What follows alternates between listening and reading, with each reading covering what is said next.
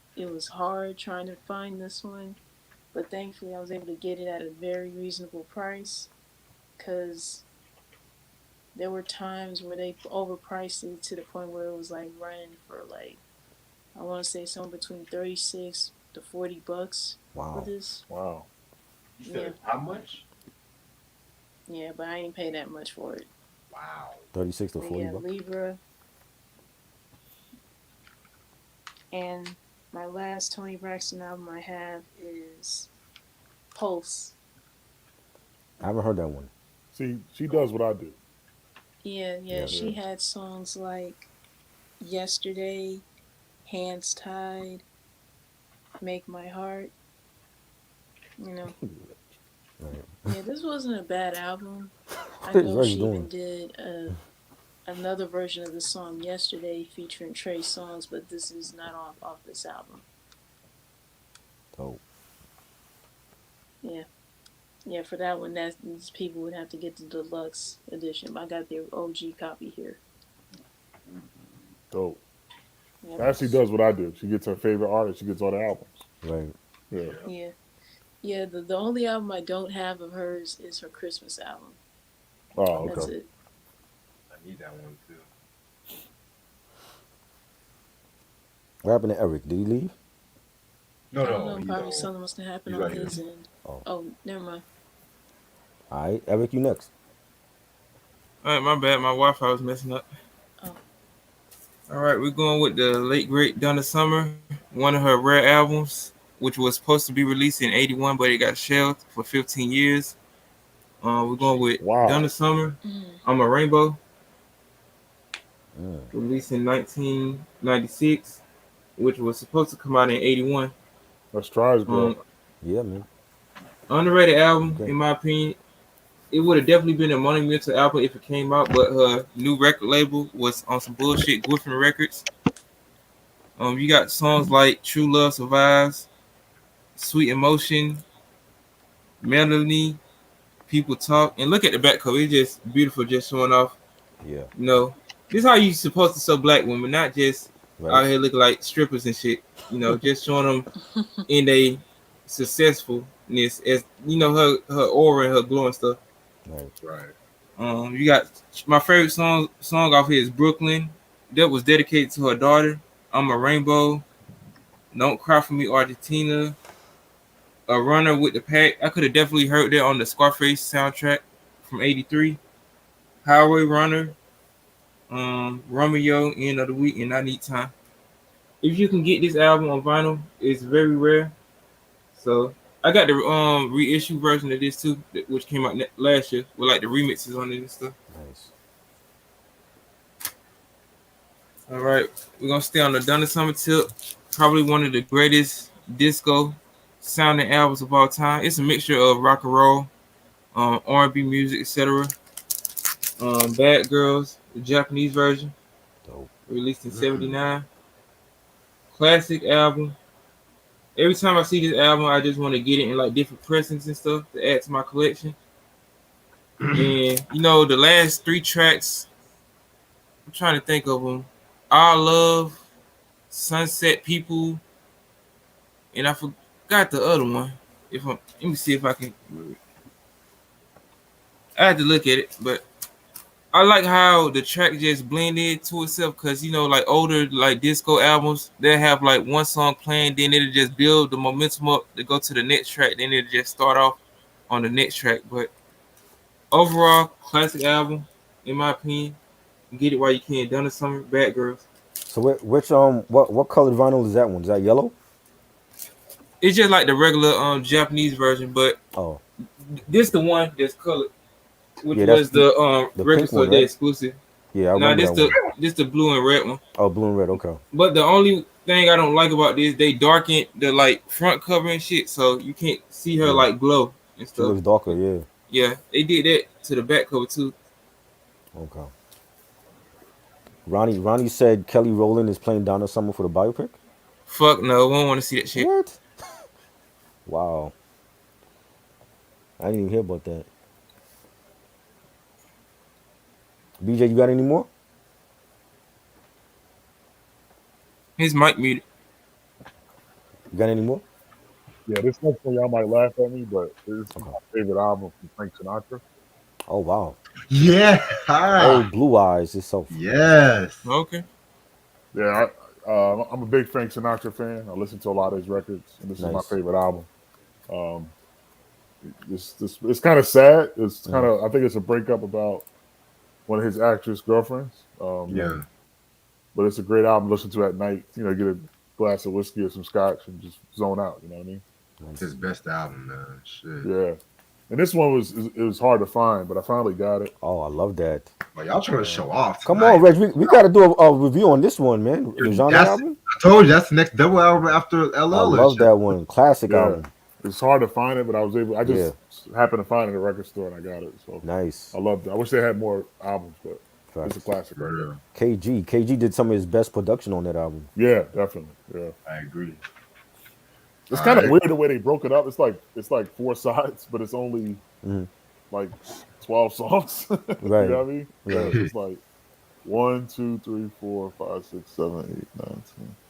Yeah, it's 12 songs, but it's like 4 discs. Like, Wow. Yeah, what's so- up with that? Do it got some Yeah. remixes on there that you don't know about? yeah, it's two remixes on it That's wild. Okay. on this pressing. So that's probably that's probably Yeah. why. Yeah, but it's a dope pressing. I'm just happy to have it in my Nice. collection. How many albums did they actually do together? 2. Two. Okay. Yeah. Yeah. All right. I'm gonna go back to my Blowfly right now. Who is Blowfly? I never heard of this group. He's a parody singer. God, Oh. Blue BJ, you ever heard of Blowfly before? Yeah. Yeah. The Godfather of rap. This is 2001, A Sex Odyssey. This came out in 1997. What's interesting about this track was he pretty much takes other people's songs and this one, and he sexed it up. Like, for Queen, you have Another One Bites the Dust. He does Another One Learns to Fuck. Wow. Village People they did YMCA. This nigga did a YMC gay. Oh my What the god. fuck? Are you serious? Here's my Wow. favorite one. Prince did When Doves Cry. This nigga said When Doves Come. I'm glad Ashley got her mic muted for she can't hear Right. the shit that coming out your mouth. Yeah. And then this is I heard it. Planet. Oh, okay, I'm serious. He did the Planet Rock. He did Planet Twat. So I thought you were gonna say Planet Did it- Cock, but you saw.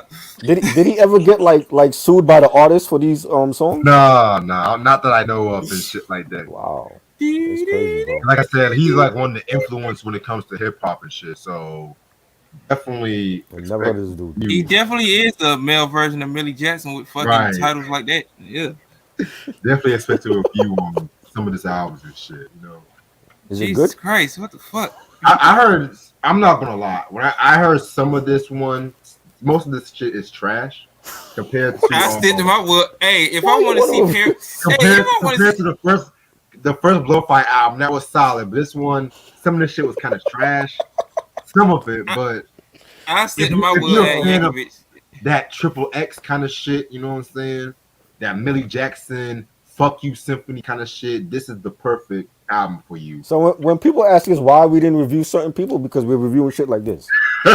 So Well, it's Black History Month, man. Come on, man. Ain't nothing Black history about that. right?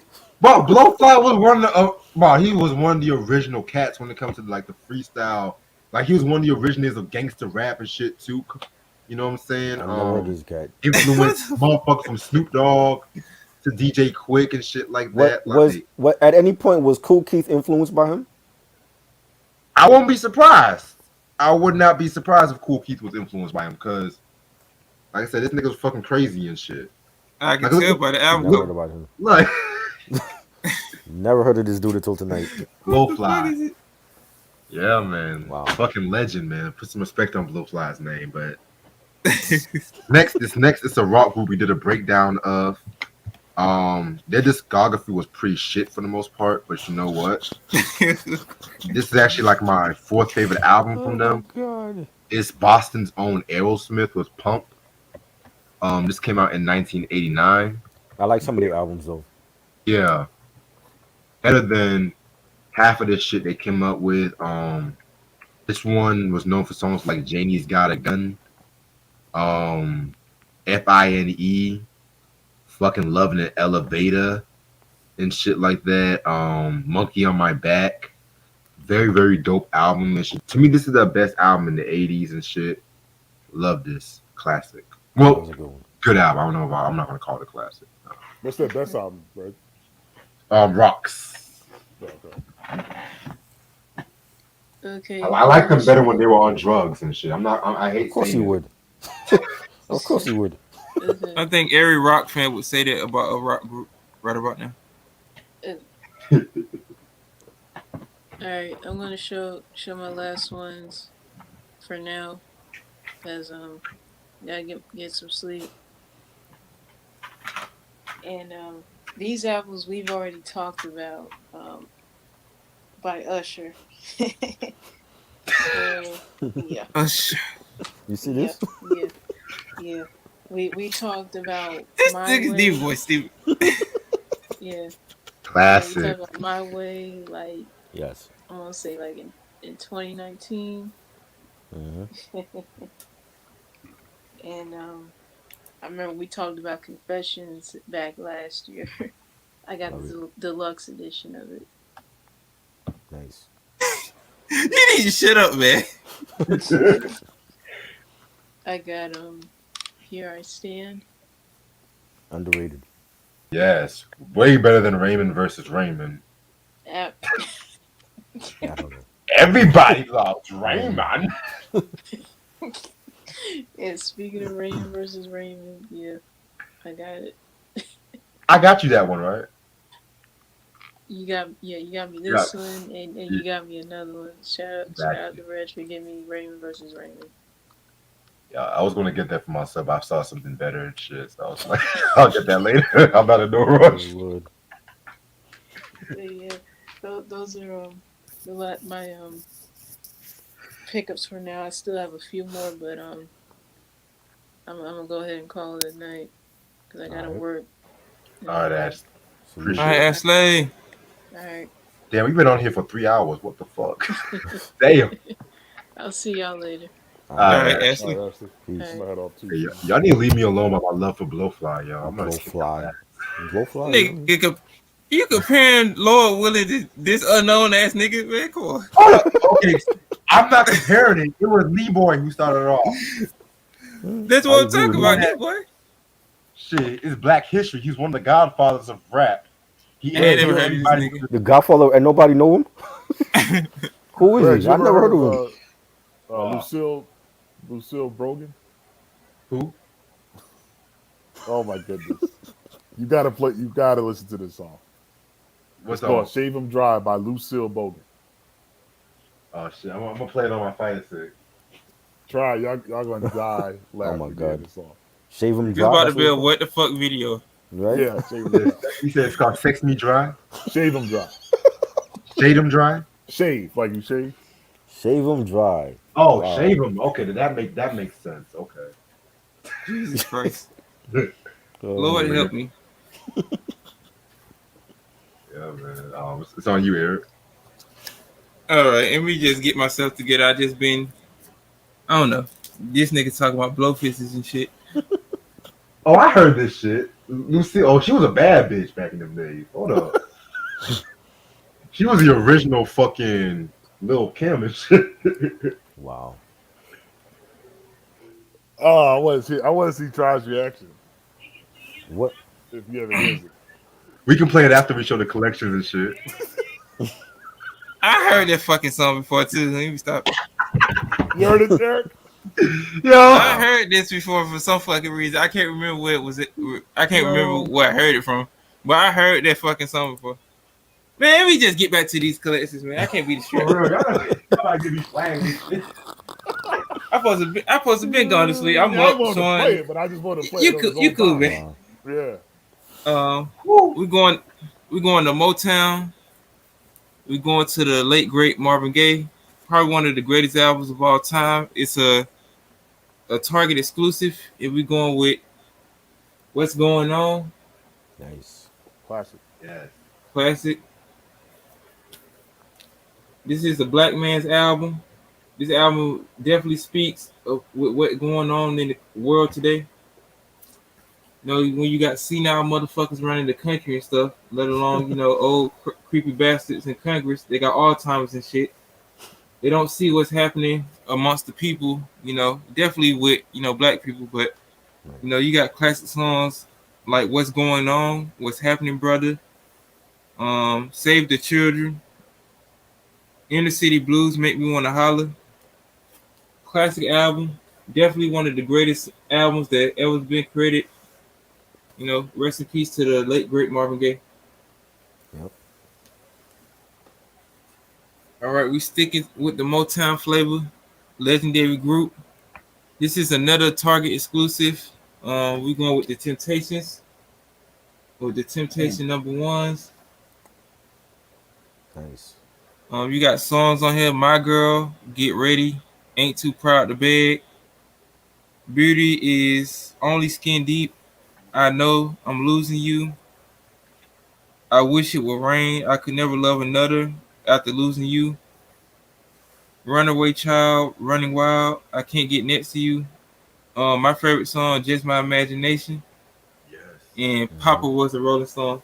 This is on translucent blue vinyl. So I can't wait to play this on my record player, for my channel. The Temptation number ones. Nice. You got a nice collection. All right, thank you, man. I try to collect more colored vinyl and stuff because, with different variants and stuff. I ran out of room for my records, man. I need to get a bigger, like, well, whatever you call it, dresser or case, whatever. Yeah. I ran out of room. Yeah, I ran out of room for like most of my CDs and stuff on my dresser and stuff. So Any suggestions y'all got? Like, They have the record cases at I believe it's at I want to say Walmart has them. oh, okay. But so yeah, I plan on getting those too. I need to get the cases to just put them everything in there.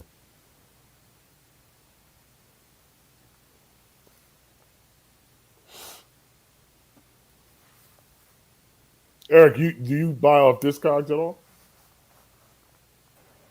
yeah, most of the time, but like with certain vinyls and stuff, like video game soundtracks, I buy from various places. Oh, okay. Cool. That's not UBJ. That's it. I mean, I That's got it. more, but it's not like nothing. I got it. I got a Temptations album. That album that with Just My Imagination on it. Sky's the Limit. I need that one. Yeah, I got that. Oh, Got a Ray Charles record. I mean, nothing else is like nothing crazy, These are just the ones that Otis Redding one is crazy. I can't believe I got that. nice. I only got one Otis album too, so I need to get step my game up and shit. Ain't nobody come see you, Otis. They hard to find, man. His records are hard to find. I got like people can't believe I have all his albums except for one. I need the one Especially with when a motherfucker die and shit. You know how they be when, an artist die and stuff. I guess Prices go up. in my area, it's not a lot of black collectors here. It's mostly rock record stores, Right. and they got some good soul albums that just sitting there. And I'm like, nobody's buying this. You know what I mean? Yeah. Like, yeah. Either I need the one nobody with buying, either nobody ain't buying it or they overpricing the shit. Yeah. Yep. Right. Yeah, that's true. I need the one with Carla Thomas, the King and Queen album. That's the last one I need. Yeah, I need that one too. Yeah, but this stuff is hard to find. You know who else is hard to find? Sade. I need her Love Deluxe album on vinyl. That shit like crack price. Yeah. Right. Yep. That's the last I need from her collection. Cause I got her first 3 albums. Yeah, man. So is it just me and Eric that's left? Yep. All right. I got about 12, 15. I'm just gonna run by these right quick because I do gotta save up these minutes and shit. I had this album, but so we did a review on this album, but it ended up being a J-Lo album, and I was Oh, kind of God. upset by it. And it's Escape with Traces of My Lipstick. Classic. Um, You don't think it's a good album? it's a good album. I don't know if I would call it a classic because I felt like the same way I felt about the Tony Braxton Secrets. LaFace, no, So Def was trying to Mariah Carey this album and shit like that. And what I mean by that, focus a lot more on the ballads, the sensual, the pop R&B kind of ballads. And around this time too, they were beefing around this time and shit like that. You know, hell, this album cover looks half-assed. I'm sorry, it just looks half-assed and shit. Like, but it still has some dope joints, like the arm of the arm of the ones who love you, Mhm. softest place on earth, Am I Dreaming, which is the cover of one of the greatest groups, Atlantic Star. You know, Tri's group right there. And Nope. shit. Nope. What? Overrated. Midnight Star, motherfucker. Atlantic Star was that group. I don't care what no. Well, the Sharon era of Atlantic Star. I'm gonna be real. Before they went all pussies and ballads and always and all that bullshit. But this is very dope album. If y'all want to see what we thought of it, just check out the review we did. I think about 3 years ago or 2 years ago. Yeah, because I forgot I had my old card. I left the CD in that CD player and shit. Right. I like Atlantic Star. Same. Yeah. I like some of these songs. They got some classic driving music. For real, send for me. And that's woo. Alright. Shout out to Ashley for this one and stuff like that. This we did a review on this album as well too. It's Tony with Sons of Soul. I finally have all of their albums in my collection and stuff like that. This came out in 1993.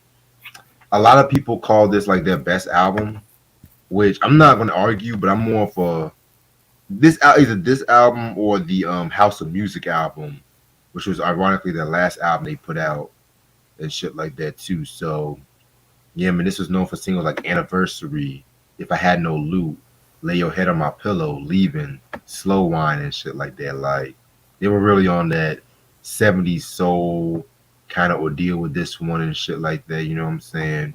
A must have in your collection, classic album. Is that hard to find on vinyl? Yeah, all the albums to me are hard to find. Yeah. Yeah, 'cause I don't have any of this stuff on vinyl. Watch the Throne. That will go in the either the Kanye West or Jay-Z section. That's on you, All right. Eric. We're going back to the 80s, 1982. Very underrated female artist, in my opinion. Once again, I think she should be in the Rock and Roll Hall of Fame already. Celebrating its 40-year anniversary this year. Evelyn Champagne King, Get Loose. Mm. Nice. You got the classic Love Come Down. Get Loose. Bet You She Don't Love You. Stop That. Overall, this is a really good album in my opinion. I could see this as a Black History Month exclusive because besides Lil Kim's The Notorious K.I.M., I mean, y'all could do way better than that, you know, when it comes to like Black History Month, you know, exclusives on vinyl and stuff. And really, you don't really see a lot of people talk about her music like that. And I definitely want to put some respect on her name, especially with some of her 80s work, besides, you know, the I'm in Love album and, you know, the Call on Me album from 1980. So, Evelyn Champagne King, Get Loose. 40-year anniversary this year, too. So, I'll probably do a video on, like, the 40-year anniversary albums that's turning 40 this year that came out in 82, the ones that I like. So, be on the lookout for that. Dope. Can't wait. Yeah, you can't find any of their albums. You got any more, bro? Nah. Yeah. Oh, All right, we're going back to Prince. I This can't came wait out to see in what that is. 2019. He definitely contributed to a lot of artists, you know, careers with the music that he gave them. And we're going with Prince Originals. Oh yeah, I got that. Nice. Woo! I need that one too. Yeah, I got that. That's amazing. I love that. Yeah, this the deluxe set. It got the CD and it's a 2 LP purple set. You know, just doing the covers of his songs: Sex Shooter, Jungle Love, Manic Monday, Noon Rendezvous Views. I like the Sheila E version a little bit more. Makeup, 100 Miles Per Hour. That was for the group MASQUERADE, which I really like. Holly Rock from Sheila E. I like the Sheila E version a little bit more. I'm more familiar with that one, but the Prince version is good too. The Glamorous Life. Gigolos Get Lonely too. Dear Michelangelo. Nothing Compares to You, which was given to the family from their classic and only album, which really pissed me off. They could have had more work. I agree on that. I'm glad I got that album in my collection on CD and on vinyl. I need a cassette tape to that too to complete my collection. And it just got the CD too in here too. But it got all the extra treats and stuff with like the pictures and books and stuff. So Right. Prince Originals released in 2019. Gotcha. Eric, he's one of the only artists that I've seen that could write music for anybody. He can write music for girls, a girl group, like he did Just Another Manic Monday. That was for a girl Bangles. group. The Bangles. Yep. Yeah, The Bangles, Nasty yeah. Nasty Girl, Vanity Six. Yeah, I mean, most artists can't do that. Like Right. gender, like they can't write for other genders, but he can write Yeah. for a guy group. He can write for a female artist, girl group. I mean, he was just so talented. It was unbelievable. What about Rick James though? Him too. Yeah, yeah. It's a few. Yeah, Mary Jane Girls. Yeah. Yeah, it's a few like that. Him. I think Stevie Wonder could do it. But it's not Michael too many Jackson. artists. Michael Jackson. Yeah. Michael, right? Yeah, man. From a woman's perspective, not too many men could do that. Facts. But yeah. True. Hey, Eric, how many more albums you got? Just asking. I probably just I'm gonna just do about four more. Then I gotta go to sleep and stuff. Okay, cool. Cause after Eric, I'll just run by mine and shit like that. Okay, cool. Damn, last one I had like the most albums of shit. Okay. I had way more though, but I do gotta go to work in the morning. So Same. I gotta wake up and watch my grandma and shit too. So I gotta act like I'm gonna stop playing. But My battery's Alright. about to die. So if I cut Alright. off, It's all good. yeah. got you. It's all good. Trust me. All right. Gonna go to the dance hall. Finally gonna go to some dance hall right now. This is a Bougie Bantam with 1995 album to a Shiloh. Ooh. Classic, yes. Wow. Love that. Now I'm not going to lie. This was more like a blind buy. I've heard about this album. I have not heard this album full. It's good. Yeah, I've heard it was a good album. Like he kind of went like on a more reggae route compared to like the dance hall and shit like that. He was talking about like songs like "Till I Laid to Rest," which I've heard that a while back ago. Right. Untold Stories and shit like that. Hush, hush, baby, hush. So if y'all said it's a good album, I'll definitely bump this and shit like that. One of his best. All right, and then I had this album as well too, but I gave it to my sister, and I'm gonna do reviews on this, but I was gonna wait until I got this one. I call him Black Jesus. It's D'Angelo with Brown Sugar. Oh, my Lord. This came out in 1995 and shit like that on I think EMI Records. I want to say one of the greatest, not just R&B, one of the greatest albums. Period. It's hard for me to pick my favorite D'Angelo album and shit like that, but this one, man, this got some heat and shit like that. This was known for songs like "Shit," "Damn," "Motherfucker," and "Cruising," which is the cover of the Smokey Robinson joint. "Me and Those Dreaming Eyes of Mine," the title track, "Higher," "Lady," which I love the Primo remix and shit too. That shit's fire. Yeah. So definitely expect some D'Angelo reviews finally on the way and stuff like that. Finally, because I got Voodoo and I got the Black Messiah album too. So Nice. yeah, man. D'Angelo, and I think he did a live album or an EP or some shit too. I Yeah. could be wrong. I need a But you- Voodoo album. I can't find it. You say you That can't one was find it? great. Yeah, not on vinyl at least. Yeah, man. Dope album. Which one do you like better, Voodoo or Brown Sugar? Man, don't even get me lying. I like Voodoo better because I think Questlove's production was just he was in the zone on that album. Yeah, I like them both. Yeah. Yeah. Both of them are great though. It's on you, Eric. all right, we're going to Orange Mound, Tennessee. We're going with an underrated hip hop group that don't get a lot of, I won't say a lot of respect, but they get mentioned sometimes as a duo, but they fly under the radar. They definitely paved the way when it comes to southern hip hop music. One of my favorite albums from them, 8 Ball and MJG, On Top of the World, Dope. released in 1995.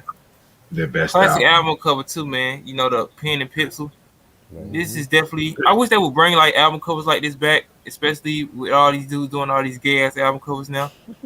But you got songs like "Pimp in My Own Rhyme," on "For Real," "Kick That Shit," "Friend or Foe," "Top of the World," "Space Age Pimpin'," one of my favorite songs, "Break 'Em Off."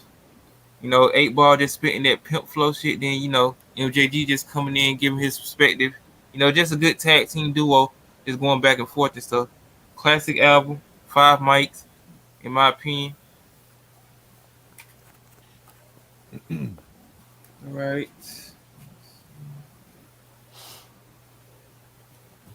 All right, we're going with a female artist. I grew up on this lady through my high school years. Very solid artist in my opinion. I don't know about her music now, but she's still out there blazing the charts. We got Lady Gaga, the Fame Monster, Wow. Dope. Dope album. Interesting. 3 Love LP, it. Very interesting. I did not see that coming, Deluxe Eric. Edition. You got both her song albums on here, the Fame Monster and the Fame 3 LP colored set. Um, you got 2 vinyls. It's like a green color. Then the other vinyl is like a dark gray. My favorite songs off here is "Bad Romance," No "Alejandro," doubt. "Telephone" featuring Beyonce, "Just Dance," "Paparazzi," "Poker Face." I gotta listen to the Fame album a little bit more, but overall, really good album in my opinion. I got this Dope. for still. I got this from Urban Outfitters. I don't know if it's still on there or if it's cocaine prices already, but I'll check it out if y'all can get it. Dope. Very interesting, Eric. I did not see you liking That her. that's the one they re-released with the Beyonce track, the telephone joint. Yeah, Yeah, that's a good album. yeah. I listen to some of everything. It just depends on what it is. I mostly like 80s like music and stuff with a mixture Yeah, Yeah, of different things and stuff. same. gotcha.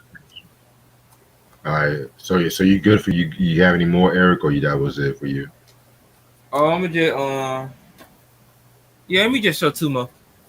Okay, Then you got that'll be two. it for me. Yeah. Okay, Ashley, cool. yeah. Ashley sold this album before earlier. We're going with Aaliyah, One in a Million Dope. on And the CD. sealed. Okay. Yeah. I need that on vinyl. And speaking of that, it's coming out in March on vinyl too. So you Is could it? probably Okay. get it for like pre-order and stuff. Nice. Y'all ready for that posthumous album? Nope. And No, no, no. no telling who they have on there trying to do a duo track with her and Right. shit. So I ain't ready for that. All right, this is my last one. We're going to Madonna with her 1994 album, Bedtime Stories. Classic. Love her best album. Yeah. Take a Bow, one of my favorite songs off this album. Nice way to end the album. I'd Rather Be Your Lover. This isn't the one with Tupac on it, if I'm not mistaken. Because when I listened to it, it didn't Take have them off. Tupac on it. They Yeah, took they them took off him of off. the. Oh yeah. Yeah, Inside of Me, Your Lover, Secret, Sanctuary. Overall, a really good album, classic in my opinion. I gotta listen to it a little bit more because I'm more familiar with her self-titled album and Like a Virgin and stuff. So Yeah. I gotta definitely listen to this album a little bit more. That What's that the And I was like. definitely and I need that sex book too, Rich. What's the name of the song she did with Babyface? Take a bow. Let's take about. Okay. Yeah, he produced that. Okay, I didn't know that. Yeah. Yeah. Yeah. All right. Since I got a few more, I'm just gonna run by these like real quick and shit. All right. I got Led Zeppelin's last album they done together while they were alive and Through the Outdoor. This came out in 1979.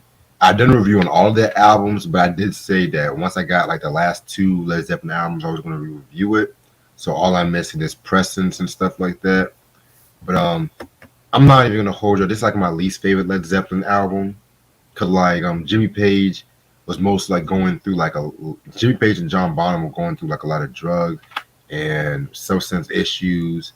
Robert Plant's son had died at that time. They were going through like a lot of tax issues and whatnot too. So Robert Plant and John Paul Jones pretty much did most of the production and stuff like that too. You know what I'm saying? And they kind of incorporated like a lot of synths with this album, which Led Zeppelin is synths. I mean, it wasn't like a bad album, but compared to like the previous ones, it was kind of a step below. But Right.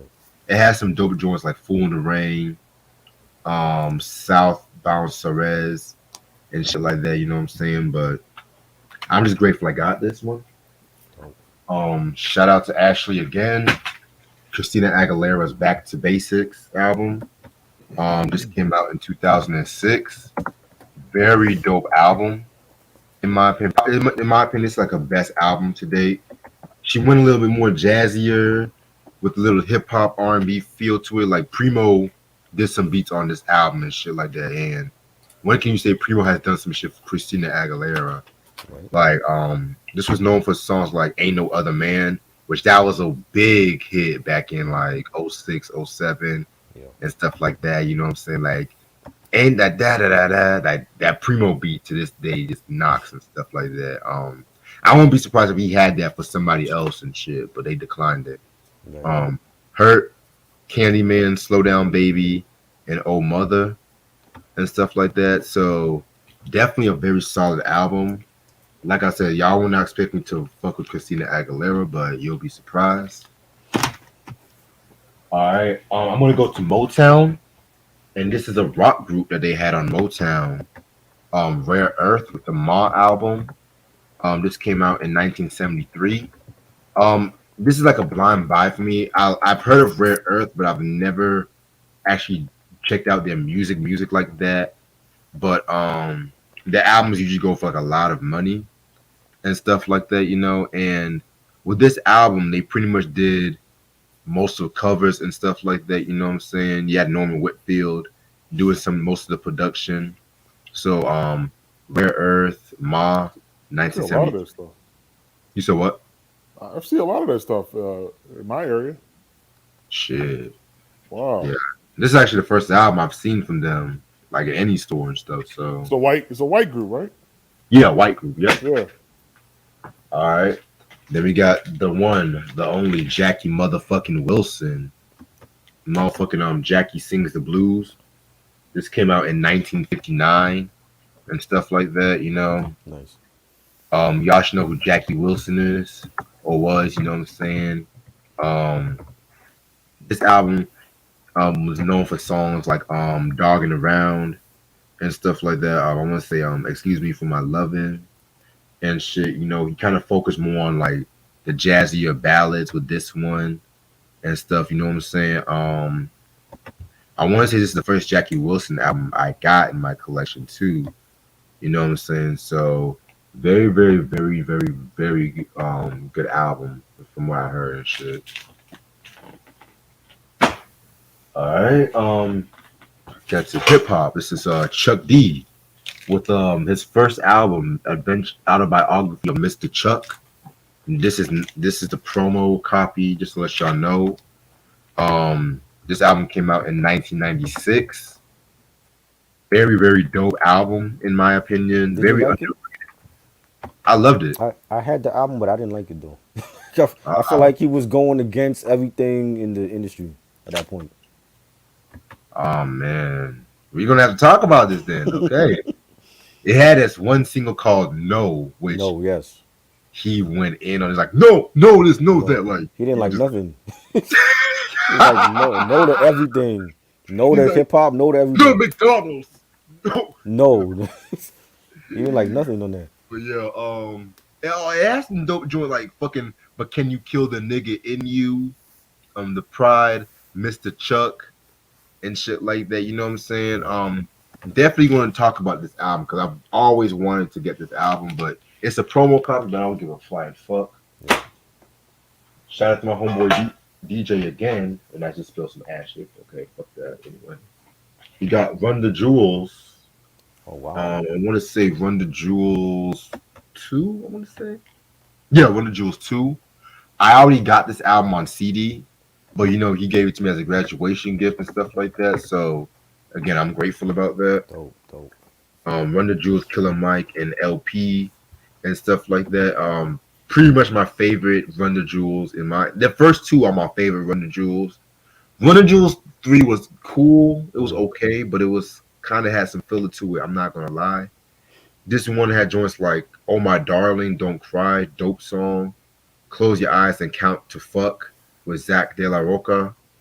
"Love Again, I Can Nearly Back" with Gangsta Boo and shit like that. So very, very, very dope album. Expect some reviews on these. Like Sam said, they are overrated, but I do feel like it's about time that Killer Mike got his props. So, Yeah, but they are overrated. I do agree with you. yeah. I got the Wu-Tang Clan "Protect Your Neck" single. Dope. This was a very everyone knows this song.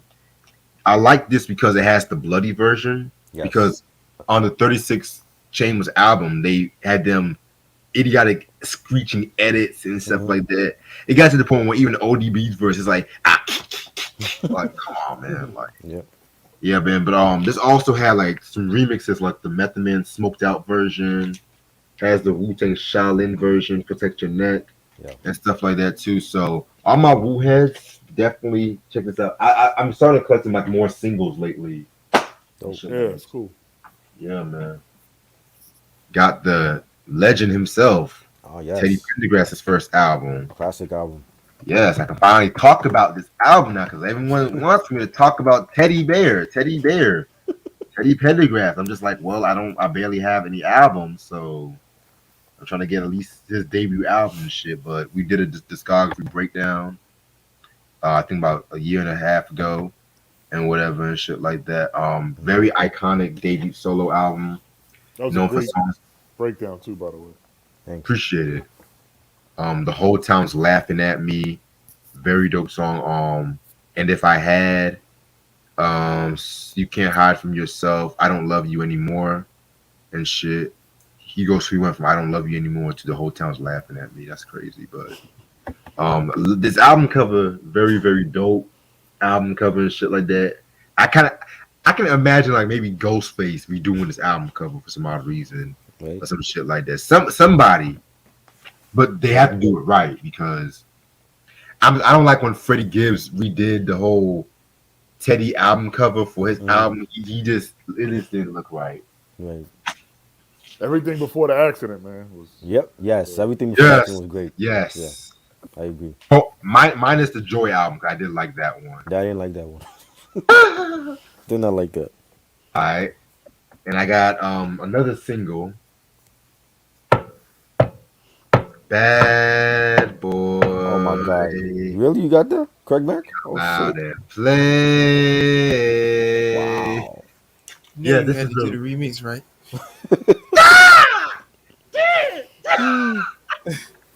Yo. this is the remix single. I had to get this one. I got it from the CD convention and shit. Y'all know how I feel about the remix. That's for Biggie's verse. Biggie's verse was the best one. Buster had the best verse. You niggas Busta is mad. had I the get more best butt verse. than ashtrays. Fuck a fair when I get mine the fast way. Yo, Come Buster on. your Come ass, on. please. Busta was We not about fucking to with be Biggie on making that boys one. this week. Biggie had the best verse on that joint. You best to He had the believe best it. verse. Busta Rhymes about to make the noise this week. No. Nope. That's one time Busta Rhymes had that song. LL verse was the worst one. That was bad. That was bad. The worst LL verse ever. Oh, Papa love it. And then he does it. Yo, that was that Mr. Smith shit. What was he saying on that, boy? What was he saying on that? What Give was he me saying? who's love me good. Damn. Hollis to Hollywood. But is he good? I'm just like the jeans. That's that Mr. Smith shit, man. Leave It makes my boy no alone, sense, man. yo. Fucking Rampage. Don't even get me started. Rampage. 2194. That was Mad dope. motherfucking hardcore. And my time to burn to explore. Like, He was everyone was going in except LL. LL just had. I don't like weakest LL's verse. He had a weak verse on that. All his posse joint cuts. He never had a. What? No, I think he was good on I Shot You, yes. I Shot You was yeah, good. right. You was that shot you. Yeah. No, 4-3-2-1. That was decent. I can see what you're going now with that. Yeah, But 4-3-2-1. I didn't like his verse either. And he redid that verse. I Right. think. Yeah. just Right. can't. Yeah. Because it came I with like the seal. DMX verse of 4-3-2-1. DMX verse was Yeah, great. Yeah. same. Yeah. Heck, I even like Master P's verse better than LL's and shit. I ain't gonna. Right. I ain't going that far, nigga. And I No, like I'm Get Master my sleeping on mic Master P. out. Master P went in on that shit. I have to re-listen to what he. Yeah. He did his thing. Yeah, P did his thing, yeah. Yeah. And I The mind you, Colonel came through. I haven't drunk anything tonight, so this is me sober talking. Yeah, you don't have no Hennessy though. I give you that. So yeah, I'm so fucking glad I got this shit. And even the fucking single cover and shit. Yes, You know, I like that. That he shit always funny. does that shit with the fucking hands and shit. How he moves Right. his foot. I like that shit. You know, I miss when MCs use their hands when they rhyme and shit. I miss when they do that shit. Now everyone just be all stiff and shit. Like, sit down. Right. Facts. Okay. Yeah, I so think I this is got before I leave. Mm. Does any of y'all have Life After on vinyl? No. Ooh. I have that on CD though. I Same. saw it for like $50 on vinyl. Wow. Yeah, I saw it for 40. I'm not surprised. Yeah, I was thinking about getting it. I was like, ooh, 50. But Yeah. yeah, I mean, it's. Yeah. I don't know It's a if great album. I didn't know they reissued it or what. It was just in the record store. Right. Yeah, it recently got reissued 2014, I think. Oh, okay. Yeah, he had it in Yeah. the record store just random. I was like, oh wow, he had like 20 of them in there. Mhm. Eric, you got that on vinyl? Got what? Life After. Nah, I need to get it though. Okay, yeah. Alright. So even though I'm grateful, now this is from my homeboy DJ again. This is the last DJ album he got for me. I'm grateful, but I'm not a fan of this artist like that. It's Lupe Fiasco with Joggers. This came out in 2017. This is when he went on trap. Oh, Lord. Never heard it. Jesus Christ. Like I said, DJ, thank you again for this shit. I'm grateful. It's a Lupe album on vinyl. I can't say that I've seen a Lupe album on vinyl, but in terms of what I think about the album, man, I don't even. I just Ty Dolla $ign, Rick Ross on this album. That should just tell you where his head was at and shit. Because you know, I like Lupe, but I only like his first two albums, and that's pretty much everything else is just hit or miss. Tetsuan Youth was okay, I don't like it. but I yeah, don't like man. it. Don't expect a review anytime soon. Just to let y'all know, I might listen to this just for a blind, just to check it out, cause just to give it another chance. But I don't even know why he called his joggers. I don't even know, man. Like he's on this little Japanese shit. Man. Yeah, him and Pharrell too. So I don't know. Lord. Yeah, I think BJ's battery died. I Yeah. think. Okay. Now this one right here, this shit right here though. This that fucking crack. Let me tell you, this that fucking crack I got right here, boy. This one might be my favorite album I got in this fucking collection. Drum roll, please. Miles motherfucking Davis. Okay. On the corner. I hate this fucking camera light, man. Jesus Christ. I gotta fix this camera, but yeah, on the fucking corner. This came out in 1972. Very dope album. This might be an upcoming jazz review. This is part of the Electric Period album. You know, he got more. He was influenced with the funk at that time. You like with Sly Stone, James Brown, shit like that. You know what I'm saying? Right. So this was like a funky jazz album. It's this from the first song on the corner, that bass line and shit. Very dope. A lot of motherfuckers sample songs from this album and shit too. So yeah, man. The album cover, I love this album cover too. You know, very trippy and psychedelic, very Afrocentric and shit. One of Miles Davis' most underrated album because it's always Kind of Blue. Motherfuckers want to hear. I love Kind of Blue. I'm not gonna disrespect it, but I would take Bitches Brew in a silent way any day and shit like that. You know what I'm saying? Right. Kind of Blue. That's the album I want to play when I want to make love. But Bitches Brew, when I want to like vibe out, that's the album I vibe out to. You know? Have you heard the album we did with Moby? Yes, I did. Is Yes, that I want that album I want. I know that's out of print too. that's the top 5 albums, man. Like Yeah. for Easy Mo B, man, to do some shit with Miles Davis, man. Right. Woo, it's chills, man. Woo. All right. So I got about 3 more albums, all hip hop. Good. Gotta save the best for last. Got Buster motherfucking cut no dreads rhymes and shit with the Big Bang. Dope. Yeah, we've already done a review on this album recently. Yeah. His best album of the 2000s. This was known for New York shit, In the Ghetto, Cocaina. I Love My Bitch, fucking fire ass album and shit. Dope. Cypress Hill with the 4 album. Fire. I'm going underrated. Yeah, I know y'all love this album Oh yeah. and shit like that. Believe it or not, it's been years since I've heard this album. Same. So yeah, man, this was from what I heard, it was a very dope and shit. Not as good as like their first 3 albums, I would say, Right. and stuff like that. But it was probably like the most consistent work as a group. You know what I'm saying? This was known for singles like Dr. Green Thumb, which I remember hearing that a while back. Mhm. Tequila Sunrise, and Audio X. Yeah, man. Very, very, very, very, very dope album and shit. And the last album, this is from Ashley. She really surprised me with this one. I'm so glad. She gave me a copy of this one. It is Rhapsody with her recent album Eve, Nice. which came out in 2019. A must-have in your collection, in my opinion. Way better than Layla's Wisdom, and that's not trying to diss Layla's Wisdom because Layla's Wisdom was a good album. Yeah, that's But the yeah. one I got on vinyl. I need Eve. Yeah, man. So this album came out with singles like damn it, the joint with Jizz. Jizza and D'Angelo.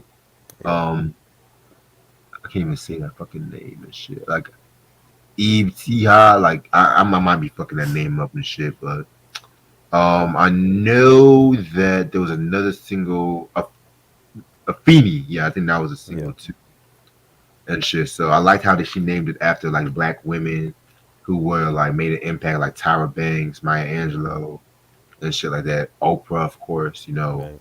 Yeah. Whoopi Goldberg. Jesus. Keep your head up, Whoopi Goldberg, by the way, and shit. So Rhapsody, Eve. What happened to Whoopi? What happened to Whoopi? Oh, she got suspended from The View because she said some shit about the Holocaust. Oh wow. Yeah, so you must have in your collection. This is the final album I have in my collection. So yeah, thank y'all so much for watching. Because I'm about to end this video off. I gotta get some sleep soon. But this was a dope collection. I gotta now put these in this alphabetized and everything like that. Because you know I like to put my. I already put all mine up, so I'm about to. Shit. That's what I was doing. So that's what I was trying to fucking do, but everyone kept asking what I was doing, and then my fucking CDs fell. So I'm just like, let me just do this shit after the video and shit too, because I thought you was over there wrestling with somebody. I was like, what the hell? nah, because it's going to take me all fucking night trying to put this all in the right boxes. Cause I know I'm gonna be fucking lazy throughout the whole fucking week to do this shit. So Damn. yeah, man. Oh damn, I did have another album too. Fuck. Shit. I had another album. I had most stuff, but shit, I gotta go to sleep. Shit. Okay, so it was Helter Skelter's Nocturnal. Oh, Sam had to remind you. Yeah. It was a Helter Skelter album, but Nice. I have to fucking find it. If I find it, I'm just gonna post a picture on the YouTube. All right. But that review is gonna come March and shit like that. You know what I'm saying? Dope. Because like I said, after I told y'all I was gonna get that, I was gonna finish off the whole first wave of the boot camp click. So yeah, man. Damn. Like I said, I can't believe I knew I was forgetting a fucking album and shit like that. But you know what? It's about to be 2:00 in the morning. Y'all know what Helter Skelter looks like and shit like that too. So thank you so much, Sam. And shit like that. Thank you so much. But thank you, BJ and Ashley and Eric. Try. Yes. Very dope collection and shit like that. I love doing shit like this. You know what I'm saying? Probably the next collection will probably be maybe around May-ish. I don't know yet. All right. Trying to restock on some money and stuff like that. Yeah, gotta too. get that income tax check money, niggas can Hell real. yeah. The income tax gotta come first and shit, man. Yeah, Even though I got 3 more albums possibly coming in the mail and stuff yeah, like that. I got the weekend, the done stuff coming in the mail, and some more stuff I'm waiting for Yeah. in March. I still got that rare hip hop album I gotta show y'all and shit like that too. So, but just a few announcements. Tuesday, finally gonna talk about this one, continuing on with the whole Valentine's Day kind of theme. Heavy D and the Boys, big time. Really cannot wait to talk about this one right here and shit like that. Dope. Really cannot wait, man. Jesus Christ. Finally some good albums this fucking week and shit. Yeah, I ain't know what the fuck he was thinking with that Jazz O album. I was like, what the hell? $33. Oh, Well, like I said before. Yo, that Hawaiian Sophie video is the most cheesy shit I done ever seen Jay-Z do a day in my life. For real though, him just falling down that fucking parachute alone is just cringy as fuck. You know what I'm saying? oh, man. But, I bet if his kids see that shit and be like, "Daddy, this is what you was doing back in the '90s." shit, but Oh, Lord. yeah, man, I'm not gonna reveal like what we got R&B wise for this fucking week and shit like that. I'm gonna let y'all be surprised. But Thursday is gonna be the being the Ricardo's review. Shout out to my homeboy Mike Movies. He's gonna join us for that one. And we know we gotta do the whole Power. Did you see the Power finale yet, bro? I'm watching it right after this. All right. You're gonna pre-record that Power. Let me know whenever you do. So All right. I got a lot of shit to say about this fucking season, man. Cause that last scene had me fucked up, man. I ain't gonna fucking lie. And I was watching the Tommy show last night, but I fucking fell asleep. Like 15. Right. I had 50 minutes left and shit, so I'm gonna rewatch that tonight too and shit. All right. I might have to get into that other show called Abbott Elementary, the one on ABC with Cheryl Lee Ralph and that dude for Everybody Hates Chris. Right. I'm Tyler getting J. ready for Snowfall to come back, so I got to get ready for that. Shit, I'm getting ready for Atlanta, the Proud Family reboot, man. I'm just getting ready for all my shit. Yeah, they would put out. They would put all this shit out in Black History Month. So, I don't know. Well, Atlanta's coming out next month. Proud Family's Oh, yeah. coming out. I think Proud Family's coming out this week. I think I gotta double check. But yeah, man. 2022 already starting off pretty good. Pretty good. I'm not gonna lie. Yeah, man. That Tommy spinoff though, it was. I'm gonna say my thoughts on. I might reveal my thoughts on the first episode when we do the Power. All right. What the fuck was that? My bad. Oh, that was you. Yeah. Oh shit! Red thought his room was tapped or something. Right, because that shit literally came from behind I me. always feel like somebody's watching me. For real. Oh, my Hit Lord. Rockwell on him. For real. And next Sunday, you know, we gotta continue off with the rap albums list, the last episode before the top 100. Yep. So it's getting a little heated now. It's getting a little heated. Oh, man. Yeah. Other than that, hope y'all have a good night. I know we stayed on for about close to 4 hours, so I know StreamYard is gonna have a heart attack. So They'll be all right. They got enough minutes to spread out to everybody. Right. right, bring back Google Hangouts. We won't have this issue. And shit. Fuck yeah. We can do this shit for free. Niggas want to pay $20 a month. Kiss my ass. Right. Exactly. But other than that, hope y'all have a good night, and I will see y'all later. Peace. Peace All out. right, y'all. Peace out. All right.